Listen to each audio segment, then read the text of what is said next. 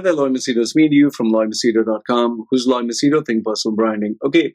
Um, Today, after I, kind of got up in the afternoon, I get up. I have weird sleeping hours. Okay. I sleep whenever I finish my work or I feel sleepy. And when I wake up, it's generally either noise or, work. That's how my life is. So my baby, who's recovering, and she's recovered now. Thank you for asking. Some of you really were very genuine. So she has recovered, and she's jumping around, making all that noise. And then what happened is, as I was dressing up and going to go for my exercise, I got a message from a potential client, and he said, "I would like to, inquire about your services." So he was a businessman based in UAE, and he asked me, what are my rates and what would you like, and what is the best thing for me. Asked him what his problem was, because only if I can add value, I say yes. And lo and behold, finally he told me, I need your guidance in certain key areas. Now, obviously, it's confidential, so I don't want to share specifics. But then by the time we finished, he was extremely happy. And I'm a kind of person who, if there is knowledge, if there is something worthwhile, I'll definitely share it with you guys. So in this video, I will share with you the 9 key takeaways that I gave this guy. 9 key takeaways. You listen to it and let me know, what do you think? Do you think that these 9 would add any value to you? There is nothing like I've reinvented the wheel, that I've discovered this and nobody else has discovered. It is wisdom that you have heard over the period of time, but I give it to him specifically because I felt this was what was important for him. So let's, without taking any more time, let me tell you what are the 9 things that I told him. Okay. So whatever his problem was and he was facing, these are the 9 things in no particular order. The first thing I told him is, if you want to succeed in business and in life, stop being nice. Stop being nice to anyone. And by being nice, what did I mean by that? I told him, stop helping other people for free. Stop giving people your time. Stop being easily available. Stop having an open door policy that anyone can come in. Stop, giving for charity. The problem with being nice is people take advantage of you. Like, for example, when he got in touch with me, I was extremely rude. I was very, very rude. Like, what do you want? He said, "Hi, Loy, big fan of your work." I'm like, yeah, whatever. What do you want? I straight away asked him, what do you want? No, I would like to book a session with you and all that. I said, hey, this is my rate. This is my rate. Oh, your rate is very high. Some people, $217 for 1 hour. He said, some people are offering like 4 sessions or, 1 full week of training. I said, go to them straight away. I told him, go to them. You don't have to come to me. He was very surprised that I didn't, I was not polite or I was not that. However, when he still inquired, but I would like to know, I told him, okay, see, listen, if you feel 1 hour is too much, this is a half an hour, or you can tell me what is your budget. If I feel yes. If I feel no, I'll tell you no. So he gave me a budget for $137. Okay, that is kind of half of 217. So I told him, I'll give you 30 minutes. Okay. See, when people take a 1 hour session, I can give them 1.5. But if people want half an hour, then obviously, fine. This is what. So I told him, I'll give 30 minutes. He said, fine. Let me think about it. I said, when you do decide, you let me know. I didn't think that he was going to confirm the session. I dressed up and all that. And next thing he said, Loy, how can I make the payment? I gave him PayPal and whatever. And next thing for the guy who didn't want to pay $217, he ended up paying me $218, $1 extra. And he paid me for the whole hour. He was negotiating for half an hour. Okay. He paid me the whole hour. As soon as he paid, I said, when are you ready? If you want, we can have this session. He said, I'd like to have this session. Immediately, I had this session with him. And guess what? Before I was not nice to him. But however, after he paid me, I not only gave him 1 hour, I gave him 2 hours, I gave him 3 full hours. Now, that doesn't mean I'm going to give everyone 3 full hours. And he was very surprised. He was like, Loy, you told me just 1 hour, but maybe you'll give me a few. Why are you giving? I said, the reason I'm giving you 3 hours is because you came across genuine. You not only showed that you respected yourself, you respected me. And you look like a coachable person. So why not? Why not? So so then you now you will be confused. No, you just said don't be nice, but now you're being nice. Yes, I choose to be, listen carefully, huh? I choose to be nice with those people. I choose to be nice with those people who are nice to me. And how can you be nice to me? By giving me money. Money is the name of the game. So let me rephrasing it. Don't be nice to freeloaders. Don't be nice to people who take you for granted. Don't be nice to people who want your time, your expertise. In fact, do you know how many bloody messages? I wish I could show you my phone. How many messages I get per day? Oh, please, Loy, help me, Loy. I'm going to Loy, I'm without money. Loy, I don't have food. Loy, I came to UAE and I was confused. Oh, I spent all the money and I have no money to give you. Bugger off. I don't bloody care. But when you have the money and you're ready to pay me for my service, means you respect me, means you like me, means you're nice to me, then I will be nice to you. So, the first one, don't be nice. But the extension is, don't be nice to freeloaders. Be nice to the people who respect your time, effort, and money. First piece of advice. Okay, let's go to the next one. He, being a businessman, he had various businesses A, B, C, D, whatever. Then I asked him, what is your specialization? He told, my specialization is A and B. But then I asked him, why do you got into C, D, E, and all that? No, because there was a requirement there, and I thought, oh, why not? And then there was a opportunity to make money. I told him a very simple thing: get into a line of work which you know. For example, welding. You know, I'll give you a simple example. My ex-boss, no, Gabriel D'Souza, he ran a low voltage switchgear company, and sometimes, he used to tell me take a round. He used to tell me take a round. So I used to take a round and come back. But then very soon he stopped. He told me don't take a round. I started like, why? I told him, when people will see, obviously, they will fear. But he told me a wonderful thing that I'll never forget. He said, Loy, I'm a technical guy. You're not a technical guy, correct? I said, yeah. So then how do you know if the guy is working or not? I said, yeah, I'll just look and they'll be, no. For example, he took me to the guy who was welding. He walked with me. That guy didn't know what was happening. He said, okay, have a look at this guy. So I looked at him and then he asked me, is this guy working? I said, yeah, he's working. He just told, wait. He kept quiet. He was looking. I was looking. And according to my eyes, this guy's working. Then he went to this guy. His name is Khan. Khan, why are you doing like this? Why don't you do like this? He showed him actually the welding part. Put like this, like that. Ah, yes, yes, yes. So stop wasting. Stop wasting and do it properly. No sooner he told him that, he changed his style and he said, then the boss came to me and told me, do you know what happened? I said, I don't know. He was doing something. Then you told him not to do something. Saying, exactly. You do not know the technical side.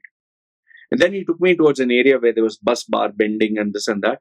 There also did the same thing. He was looking at a guy and he told him, what are you doing there? Why don't you do like this? And say, so he understood the process. I didn't understand the process. I was not a technical guy. And that is where I realized if you're getting into a line of work, make sure you know what you're doing or employ someone who can supervise genuinely and sincerely and correct the situation and make it better. Otherwise, for a guy like me who will just have authority but doesn't know what the hell is happening, you will just look, you don't know whether he's wasting your time or not. So, in the same way, this guy knew A and B, C, D, E, F, he didn't know. People could take him for a ride, and that is exactly what happened. So the second piece of advice is only get into the industry that you know. That is where I tell people, don't get into cryptocurrency, don't get into investments, don't get into stocks, don't get into commodity, don't get into stuff that you do not know just because someone says, oh man, we're making big money. You will end up losing. And just because some guy made millions and billions, you will not make it. Okay? Third one. Like everyone else, he also, is an ambitious guy. He wanted to upscale his business. So before he had one branch in one place, then he went to, let's say, example, in UAE, Dubai, then he went to Sharjah, then he went to Ajman, then he went to Ras Al Khaimah, then he went to Abu Dhabi. He started expanding left, right, and center. Then I told him, my dear, expanding is not the answer. Why? If you are in Dubai, you are there, you can pay attention, fine. Let's say you open up in Sharjah. You can travel, maybe it is half an hour traveling distance. So now you can be in two places and check. But now all of a sudden you decided three places. Now it'll not only take you half an hour to get there, it'll take you maybe 1 hour to get here, then here, and here. Then if you open in four places, if you have to go and manage, maybe it will take you 5 hours or 4 hours to travel all the four. Or maybe you'll have to split. Maybe one day you'll be here, one day you'll be there. Now the problem is when you're not there on the other day, will they work? I know what you'll say. Loy, Jeff Bezos has so many branches, so many. Not every single person can become Jeff Bezos. Not every single person knows how to manage multiple businesses. I'm not talking of those people who have a set system in place. I'm talking of people who are starting up their business. It's very hard to find the right people. It's very hard to retain them. So expanding is not the answer. It's very easy. See, even for me, people have told, why don't you start one YouTube channel and then another YouTube channel and a third YouTube channel? Man, expanding is not the answer. How will I manage all? Then in the end, none of them will work. That's why I've stuck to only one YouTube channel. It's very easy to start a new business or a new website or a new venture. Can you dedicate 100% to all? It's like having, instead of one wife, you have four wives. Now, how will you maintain all four? Instead of having one child, you have 5 children. How will you take care? It's not that easy. So, number 3 is expansion is not the answer. Wisdom number 4 that I gave him.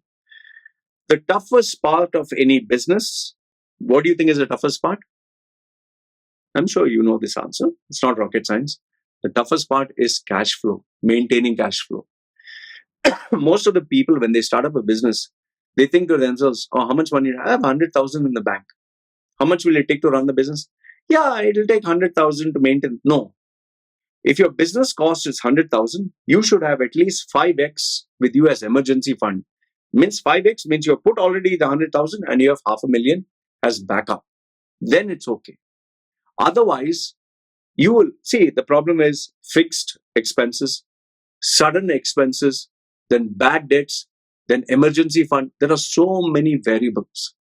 And when you start a business, remember this for the first 2 years or even 4 years, maybe you will not make anything. Maybe you'll just break even. First 2 years is nothing but expense. So cash flow is the most important thing of a business. Point number 4. Point number 5, the toughest thing in a business is, do you know? The answer is retaining talent. 1 is very hard to get the right people. And 2 is if you get the right people, it's very hard to keep them. And 3 is if you get the right person, how do you know that he'll not end up becoming your competitor? Or how do you know that he will not betray you and sell your secrets to someone else or leave your company? Or even worse is you trust him and then he ends up not only becoming your competitor, maybe he'll end up damaging your business. There are many such cases like this and it happens in the Middle East. And I speak from experience. So point number 5, and remember this, you can increase your salary as much as you like, but for some people, the greed never ends. Okay. And point number 6, the toughest part of any business. This one is very well documented in the Middle East, especially UAE, payment collection. Many people in UAE, they run a business by offering PDC, post-dated checks. Okay, you can pay me later. I did the job today, pay me after 3 months. But UAE, what they tend to do is, after 3 months you go, they'll ask for extend, give me 1 more month, and then I'll pay you. And if you say, no, you have to pay, no, what I can do, I don't have any money. Now, if you end up taking them to court, whatever the amount is, you'll not only lose that, you'll have to go to the court up and down for the next 1 year. You'll end up paying double the amount than what you owe them. So, after 3 months, you were supposed to pay you, he didn't pay you. He'll drag it on for 1 month. Then he'll start giving excuse, and before you know it, a whole year has passed. And the worst part is, people, when they quote for a job, they quote at 5% margin, sometimes bring it down to 2% margin. Just imagine, I know jobs for Burj Al Arab, those prestigious projects where they've done cost to cost. And do you know why? Because they wanted their name to be associated with a very prestigious project. And then they got bamboozled when they didn't get paid on time. And finally, when they waited for months and months, they were given either you discount the check, give me at a new price, or you can continue waiting for another 6 months. This has actually happened in the Middle East. Okay, whether it's Saudi, Qatar, Bahrain, Oman, or whether it's UAE. This is a fact. You don't have to take my word. Ask people. Point number 7 that I told him is this one is something that most people don't pay attention to. That is your physical health and your mental and emotional health is very, very important. As it is running a business, you can't maintain a balanced life. But then I tell people, force yourself where first thing in the morning, you focus on either yoga or running or some kind of group activity. Have a support group where you focus. And yoga is one of the best. Either running, swimming, or yoga. That's what I say. Yes, gym some people like, but for me, I always tell people, try running and yoga. Those are the two world's best, which I also suggested to him. And remember this, if tomorrow you get a stroke or you get a heart attack, finished. Who will run your business? Most of the businesses that people run, they are the whole and soul. Like, for example, me. Why do you think I went for my bariatric surgery? Why do you think I focus on keeping health? Why do I go for my walks first thing in the morning after getting up? If there's no client, 100% I will do that, no matter what, even if it rains. So health, mental, physical, and emotional is very, very important. That's why even toxic people from my life, get away. Point number 8, if you listen to all these gurus and coaches and all that, or Jack Ma, or Elon Musk, or Jeff Bezos, or Richard Branson, what they'll say, hard work, teamwork, creativity. None of them will tell you the not so legal things that they've done, the bribes that they've paid, the influence that they've taken, the undue pressure that they put on their competitors. Remember this, good, bad, ugly, there are dirty, dark secrets that nobody shares. In the same way in business, straightforward, playing the game straightforward is no answer. In my line of work, I've literally known people who paid under the table, who bribed people, who took care of them, took care of their needs and extra services. That's the only way you move forward. Others you cannot. And boss, remember, the only way to succeed, which I've told people, is through the loopholes in the system. And last, if not the least, point number 9, your net worth. Your network. Network is not the router and all that. I'm talking of Vasta. In the Middle East is Vasta, contacts and connections. Your network is your net worth. The only reason I succeeded in the Middle East is because I knew the contacts and connections of various places.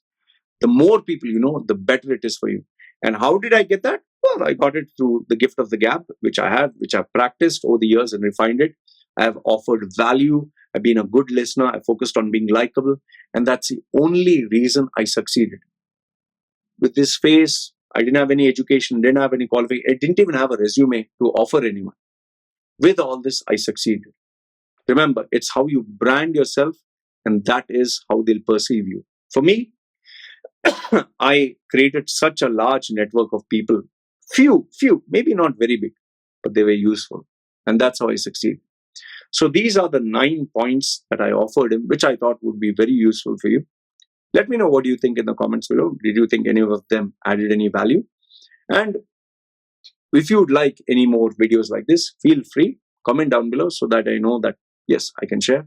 And yes, please put down your questions or your thoughts, and I would definitely read them. And who knows, maybe make another video. Having said this, I hope this video offered you value. Put your thoughts down below. This is me signing off. You guys take care.